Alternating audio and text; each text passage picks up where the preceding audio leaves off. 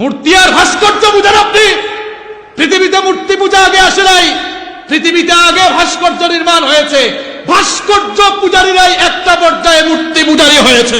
ইসলাম যেটাকে মূর্তি বলেছে, অমুসলিম হিন্দুরা সেটাকে প্রতিমা বলেছে, আর নাস্তিক মুরতাদরা কৌশলে সেটাকে ভাস্কর্য বানিয়েছে। মূর্তি আর ভাস্কর্যের ডেফিনেশন আমাদেরকে শেখাতে হবে না। তোমরা যারা বাংলা ভাষার কথা বেশি বেশি বলো, চেতনার কথা বেশি বলো, যাও বাংলা একাডেমির অভিধান খুলে দেখো গিয়ে, যাও। আমি নিজেও কাল রাতে বাংলা একাডেমির অভিধান খুলে দেখেছি। বাংলা একাডেমির অভিধান খুলে দেখো, যাও। মূর্তি আর ভাস্কর্যের আবিধানিক অর্থ জেনে আসো। বাংলা একাডেমির অভিধানে লেখা হয়েছে মূর্তি আর ভাস্কর্যের আবিধানিক অর্থ সেম। ভাস্কর্য কি? বাংলা একাডেমির অভিধানে লেখা হয়েছে প্রস্তর, পাথরকে খোদাই করে কোনো আকৃতি বা অবয়ব দেওয়া হবে, সেটার নাম হয় ভাস্কর্য। আর মূর্তি হচ্ছে যদি কোনো আকৃতি বা অবয়বে কোনো স্ট্রাকচার প্রদান করা হয়, সেটার নাম হচ্ছে কি?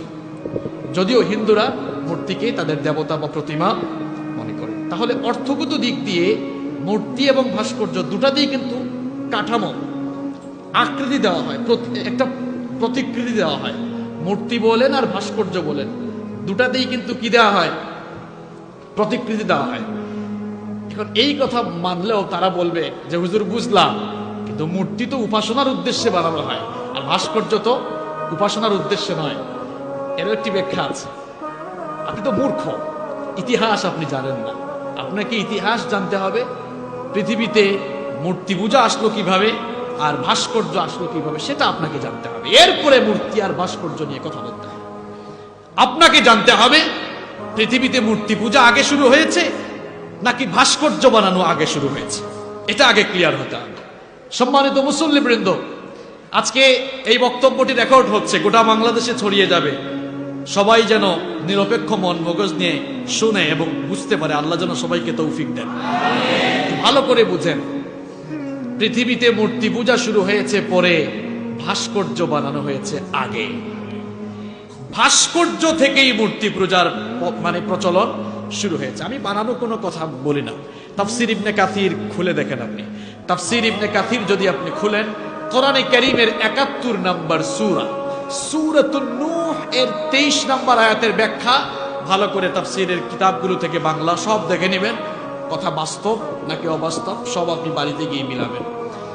এই পৃথিবীতে সর্বপ্রথম ভাস্কর্য বানানো হয়েছিল ৫ জন ব্যক্তির। কয়জন ব্যক্তির? কথা কন না কেন সবাই? কি সমস্যা? সমস্যা কি? কথা বলতে হবে। মুখস্থ করে ছাড়বো আজকে একেবারে। মগজ যেন কেউ আর ধুলাই দিতে না পারে। মুরগি চোরা যেন আপনার মগজ আর ধুলাই দিতে। পৃথিবীতে সর্বপ্রথম ভাস্কর্য বানানো হয়েছে কয়জন ব্যক্তির? ৫ জন ব্যক্তির। কিভাবে দেখেন,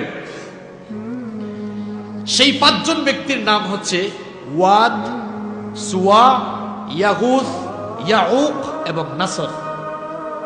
এই ৫ জন ব্যক্তির নামে পৃথিবীতে সর্বপ্রথম ভাস্কর্য বানানো হয়েছে। কিভাবে বানানো হলো? সাইয়েদনা আদম আলাইহিস সালাম তিনি যখন দুনিয়া থেকে বিদায় নিলেন, আস্তে আস্তে পৃথিবীতে ক্ষুধাদ্রোহিতা শুরু হলো। আর ধরনটা কেমন?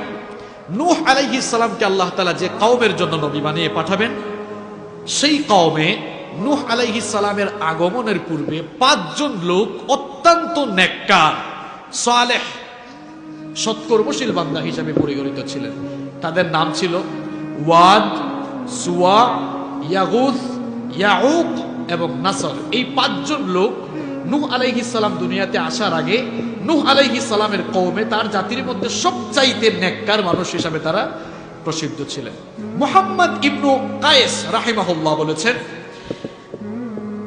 নূহ আলাইহিস সালামের আগমনের পূর্বে এই লোকেরা যখন গোটা জাতির মধ্যে শ্রেষ্ঠ ইবাদতকারী বান্দা হিসেবে পরিচিতি এবং প্রসিদ্ধি লাভ করলেন, তখন আস্তে আস্তে তাদের অনুসারী বাড়তে লাগলো। এরা যখন দুনিয়া থেকে চলে গেলেন, এই ৫ জন লোক যখন দুনিয়া থেকে বিদায় নিলেন, তখন শয়তান তার অনুসারীদেরকে ধোঁকায় ফেলার জন্য একটা ফন্দি, একটা ফাঁদ আঁকলো।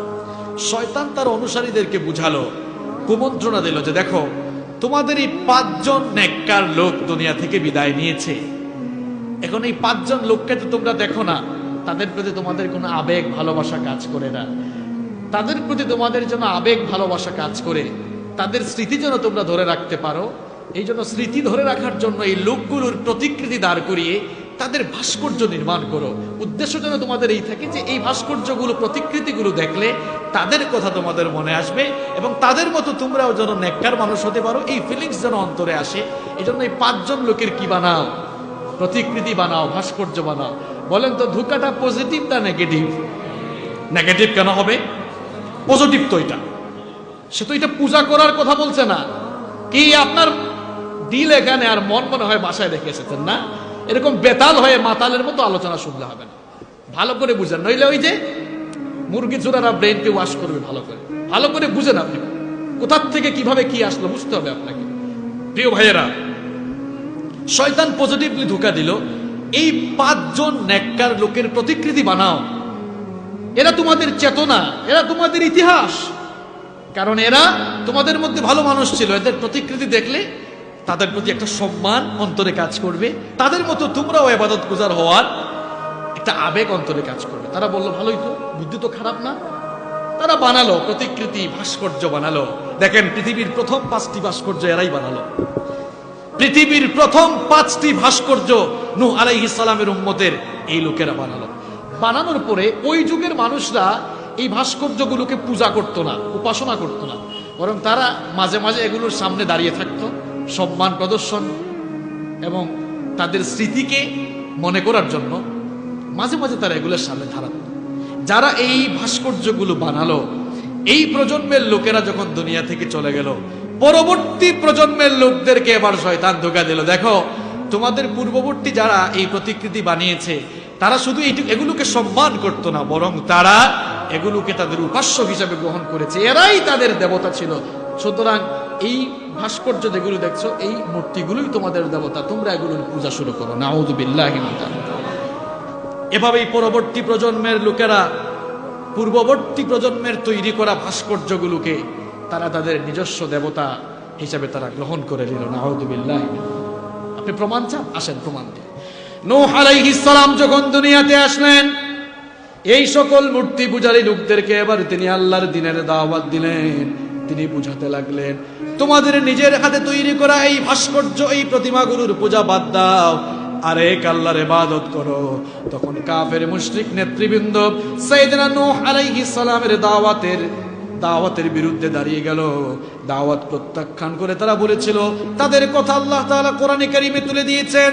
কোরআনে কারীমের ৭১ নম্বর সূরা সূরাতুন নূহের ২৩ নম্বর আয়াতে আল্লাহ পাক সুন্দর করে বললেন, ওয়াকালু লা তাযারুন্না আলিহাতাকুম ওয়ালা তাযারুন্না ওয়াদ্দান ওয়ালা সুওয়া'আন ওয়ালা ইয়াগুসা ওয়া ইয়াউক ওয়া নাসরা। কাফের নেতৃবৃন্দ বলল, খবরদার, সাবধান, নূহের দাওয়াত শুনে তোমরা মূর্তিগুলো থেকে মুখ ফিরিয়ে নিও না, বরং তোমরা ওয়াদ, সুওয়া, ইয়াগুস, ইয়াউক এবং নাসরের ইবাদত তোমরা ছেড়ে দিও না। চিন্তা করেছেন আপনি? 5 জন নেককার মানুষ পরবর্তীতে 5টি ভাস্কর্যে পরিণত হলেন।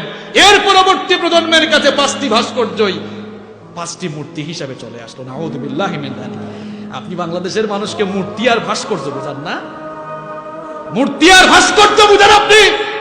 পৃথিবীতে মূর্তি পূজা আগে আসে নাই, পৃথিবীতে আগে ভাস্কর্য নির্মাণ হয়েছে। ভাস্কর্য পূজারীরাই একটা পর্যায়ে মূর্তি পূজারী হয়েছে। এজন্যই বক্তব্যের শুরুতে বলেছিলাম, ইসলাম যেটাকে মূর্তি বলেছে, অমুসলিম হিন্দুরা সেটাকে প্রতিমা বলেছে, আর নাস্তিক মুরতাদরা কৌশলে সেটাকে ভাস্কর্য বানিয়েছে। সোজা কথা, মূর্তি কিংবা ভাস্কর্যের সাথে ইসলামের কোনো সম্পর্ক